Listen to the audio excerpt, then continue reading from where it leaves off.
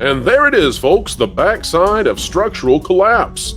That's the latest line you may hear on the Jungle Cruise ride as the skippers have to get out perhaps umbrellas to block the debris which could fall upon their heads and the heads of guests. Why is it happening? Well, big bucks were spent a few years ago on making the ride socially acceptable. They had to get away and get rid of all of those things that could have been faux pas in the modern world. But now it turns out that the money which was spent was not spent on making the ride safe. It's literally crumbling to pieces. And we're going to show you the pictures and explain why right now.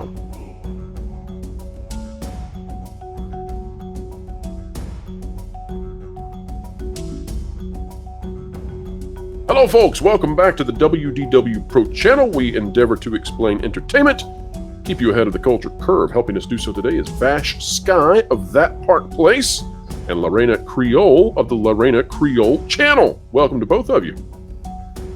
Hello, glad to be here. Thank you so much for having us on, Pro.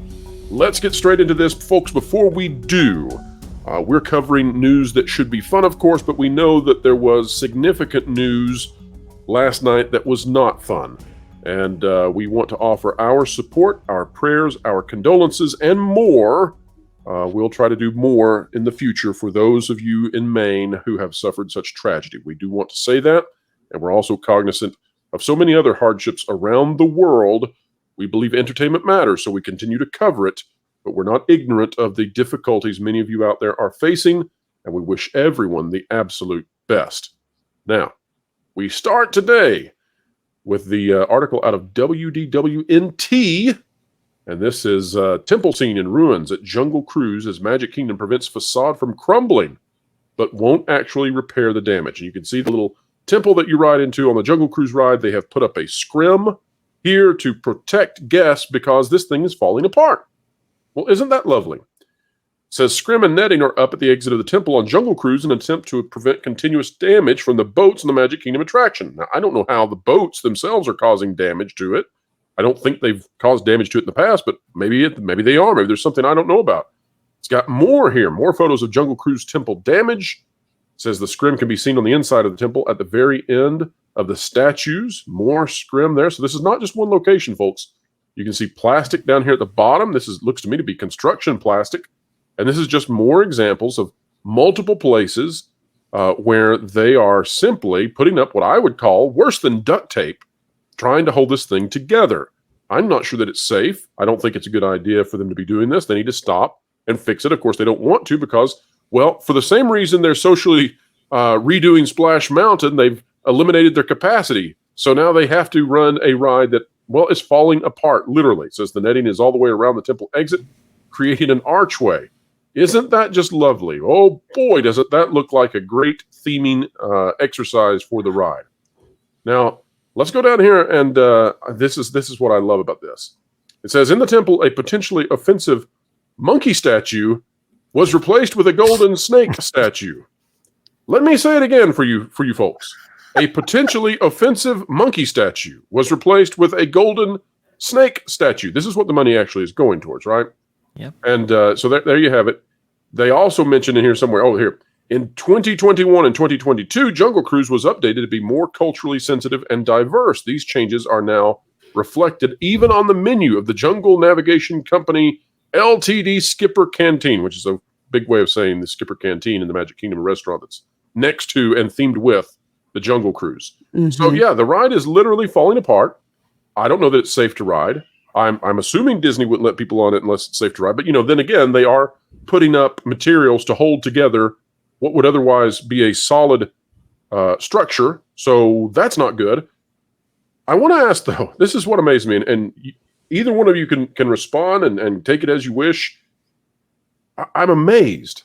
I'm just amazed at how symbolically poignant this is that Disney, in perhaps their best form of idiocy, spent all this money to make this ride, which offended no one, be non-offensive, and in doing so, they failed to spend the money to make the ride safe and structurally secure.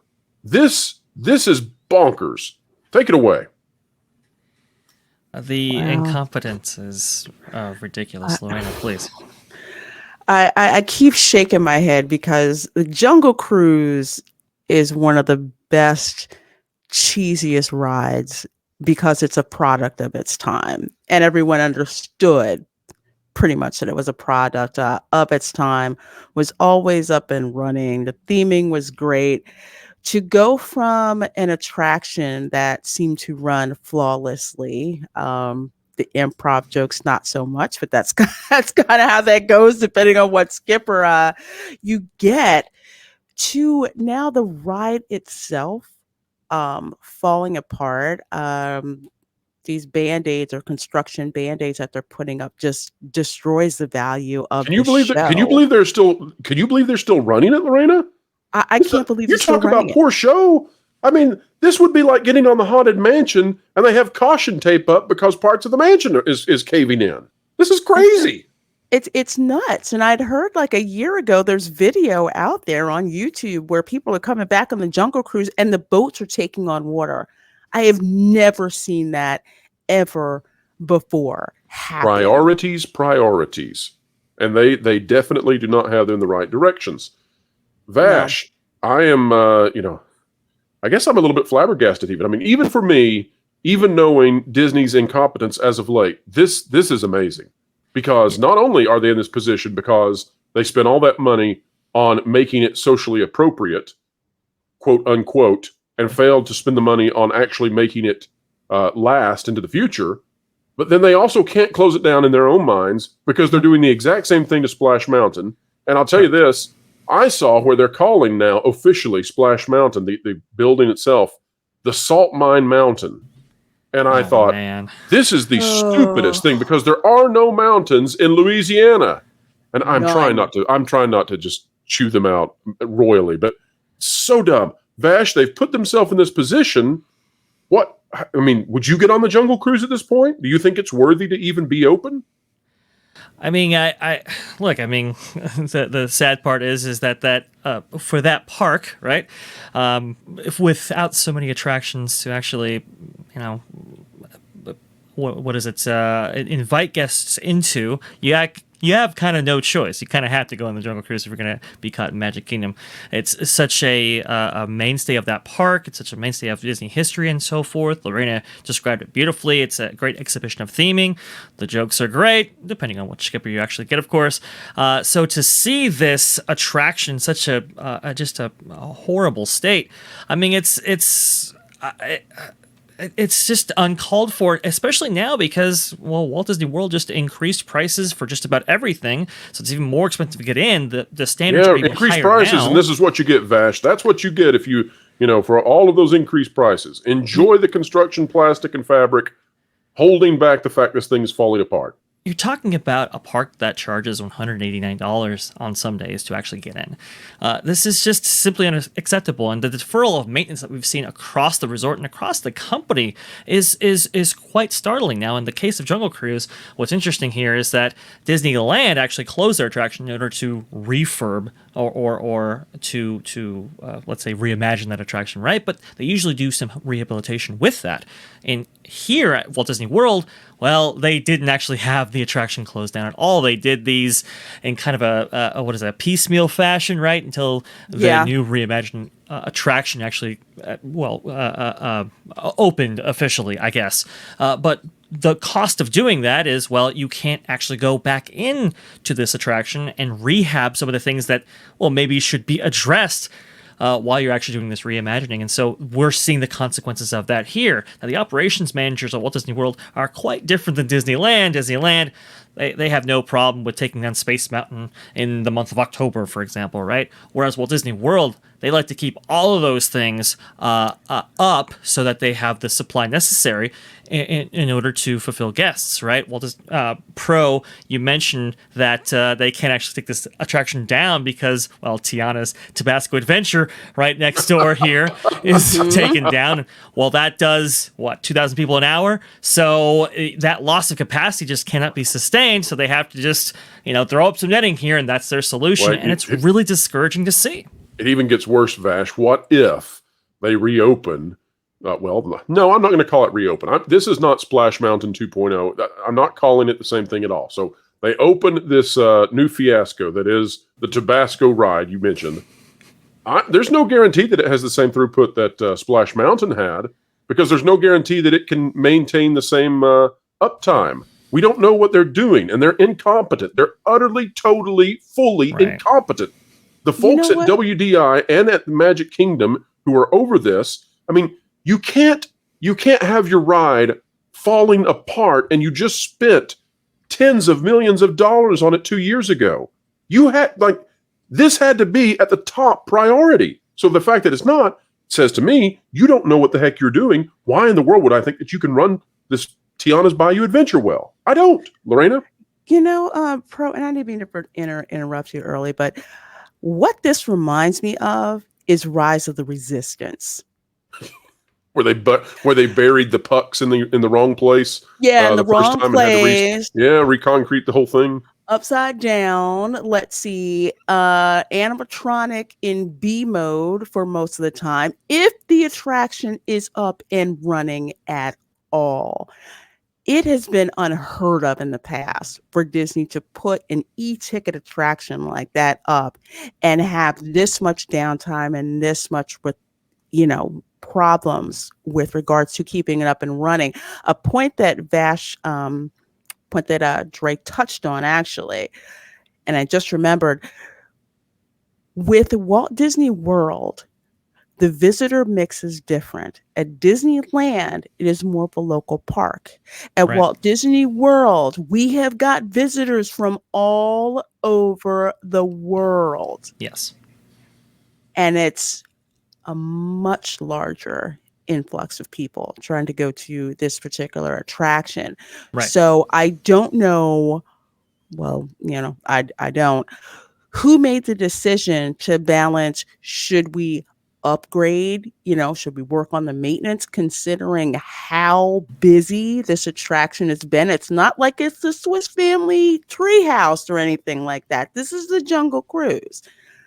So why don't we shut it down, do the maintenance we need to do because of how much of a demand there is for this attraction. So the fact that they didn't do that to keep the integrity of the show and also safety of the guests, really, without a doubt, just says Disney does not care about their guests except for the high price they can get from them for the tickets. That's, as a consumer, that's what it tells me. That's the message that they're giving, and to your point, Lorena, that is one of the reasons why Disneyland feels it, that they can take attractions down, like I said, like Space Mountain in the month of October, right? Because that locals population that they have, it's like, oh, okay, well, I can just go back, I guess, in a couple of weeks to ride my favorite attraction there. Versus Walt Disney World, you have people coming in for their once in a 5-year vacation, once in a 10-year vacation, once in a lifetime vacation, so they feel the necessary to keep these rides up as much as possible. But the problem is you end up wearing those into the ground, and that's obviously not good show for the people that are coming for their once in a lifetime vacation, and an expensive one at that. Like I said, they increase prices, and here's what you get, folks: a reduced show quality standard. And hey, a lot of people, they blame Chapek for that, but hey, he's been out of the seat for quite some time here. What's going on here? Josh Giamaro, what's going on? Vaughn or any of these managers there, it's completely uncalled for. It's bad show 100%. And let me walk through what they actually did, what they spent real money on instead of making sure the ride was safe and not falling apart. Literally, here's what they spent money on. Ready? Mm-hmm. First of all, they put in a boat replacement animatronic filled with animatronic monkey chimpanzee robots. Right. And in doing so, they brought in an Animal Kingdom expert on primates to help them make sure that the monkeys were represented in a way that we were not laughing at the monkeys, but that we were laughing with the monkeys. That's real. That's actually what they did. They also got rid of some sort of pole or tree thing where the people were climbing up it to get away from a rhino. Yes. Right. Yes, they replaced that with every ethnicity and race and background you could imagine climbing the pole. But of course, it is the older white man who is taking the rhino horn up the Bohunkus. Yes. And then finally, they decided that they would get rid of Trader Sam, a very popular character within Disney parks, because having an indigenous person participating in capitalism was appropriation and, I suppose, pushing values upon a fictional character who may not want that. That, ladies and gentlemen, is what the Stories Matters group came in and did and spent all that money on, instead of saying, you know what, this thing's falling apart. The boats are sinking. We should fix that. So enjoy, folks, your pristine safe space that is the Jungle Cruise while you are drenched by the backside of water because your boat has sprung a leak. There you go. Final thoughts, guys. Well, we've seen the Story Matters group spend all kinds of money on all kinds of pet projects of theirs, and we've seen all this capital expenditure money go through all these different places. I mean, they have been apparently held up for 2 years in New Orleans doing research for Tiana's Tabasco Adventure. I mean, come on, that's ridiculous. And they still think there's a mountain in Louisiana. There's still a mountain. Still think there's a mountain there. And the best we got was, I guess, the Salt Mine Mountain. It's absolutely ridiculous. It's absolutely abhorrent, Nelson especially Peltz, when you have these please. maintenance issues occurring at the parks. Nelson Peltz, please come in. Just these people are children and leadership. I mean, they're so bad. They're so ridiculously bad. They shouldn't be running Six Flags. They shouldn't be running your local carny rides. Maybe these people should be sprinkling dust on the local tilt-a-whirl. That's all I can come up with, because this is awful. You spend millions of dollars on ludicrous things, and you don't keep the ride from falling on the heads of the guests. And this goes right in line with what we saw at Hollywood Studios, where a part of the door, this very expensive marble archway, fell off. Luckily, it didn't hit anyone, and they've replaced it with painted green cardboard-looking fabric that they're not going to get rid of. It's like, good Lord, what is wrong with you all? This is not the Disney parks that we used to know. Lorena, you get the final word. You know, I am really getting tired of the Disney company spending time trying to make things unoffensive to a group of people that never asked them to be offended in the first place. With the Jungle Cruise, again, that's one of the iconic rides in Walt Disney World. Again, super cheesy because it's supposed to be. Never the same ride twice, because you never get the same skipper twice. And if you did, they'll play it off. You know, it just amazes me. And the fact that they got rid of Trader Sam, didn't get rid of his bar in the Polynesian. Exactly. That still has his name on it. Well, that's like the dirty hippies, right? They'll get if you're a diminutive person, right? If you're a dwarf, if you actually have dwarfism, you can't be in the movie because that's inclusion. Exclusion is inclusion. Same thing for old Trader Sam. His bar makes money, but he can't be there. No. So, you basically kicked the brown man out of a job, Disney. Great job. Get out of here, Trader Sam. Get out of here. Go hop in Laughing Place, wherever they've shipped that idea out to, since that's no longer acceptable either. That's another video for another day, folks. Where am I going to buy my shrunken heads from now? Oh, man. Didn't James Gunn say something about that too, or something? He put on Twitter like, what's going on here? Like, what's this whole hullabaloo about? I mean, it's just everybody was perplexed by that decision there. It's yes, we're all perplexed by you, Disney. Congratulations. We remain in continuous perplexity. Skipper Dan, if you're out there getting ready to do the Jungle Cruise, make sure that your guests know that the hippos are not going to be wiggling their ears, because maintenance can't do that. They're too busy making sure the hippos are not appropriating some culture out there. All right, folks, that is a wrap for today. However, it's not a wrap for you. Join in the conversation by dropping a comment down below. We cover your comments. We care about what you think. And also, if you like content like this, consider clicking the like button, share, subscribe, and when you click it, you stick it to the algorithms. It's the notification bell. Don't forget that the Pro Show has a spooktacular special edition coming out today. If you're watching this video at the time of release, 5 p.m. until late. We're going a long time. Every single member of the channel gets a bonus member chat, and yours truly, Pro, is going on camera for the very first time for this spooky endeavor. All right, folks, wherever you are and whatever you're doing, keep learning, keep growing, and there's the backside of water. Make sure to catch the Pro Show Thursdays 5 to 7 Eastern Time. Entertainment Explained, The Culture Curve Conquered, live with Pro and all his friends. This Halloween's definitely gonna be something. Even after dead franchises like Marvel are like zombies, rotting corpses of their former glory.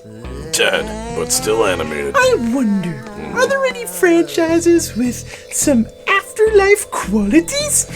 One Piece is almost vampiric, as it's sucking the life out of the competition. Yeah.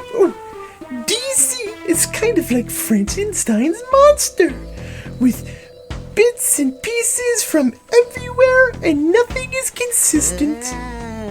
I'm the ghost of Star Wars. You know what would be a real treat this Halloween? Checking out WDW Pro. He's got all the sweet news on his Thursday live show at 5 p.m. Eastern. Not to mention, his daily videos are a real treat. Guys, I'm the ghost of Star Wars. Get it? You know, we should go and make sure we're subscribed. Guys, I'm the ghost of Star Wars. And while we're at it, we'll ring that bell to make sure we're notified. Great, let's go. Because, well, we actually care about that. Let's go. Fact. Star Wars is not dead. It's haunting the staffs of Disney Plus.